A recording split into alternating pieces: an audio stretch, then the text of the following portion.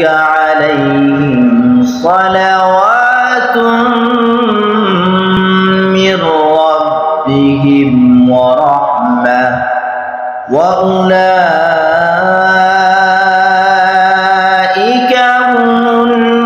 المهتدون إن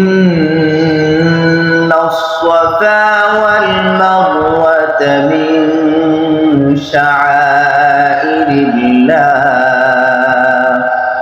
فمن حج البيت أو اعتمر فلا جناح عليه أن يطوف بهما ومن تطوع خيرا فإن الله شاكر عليم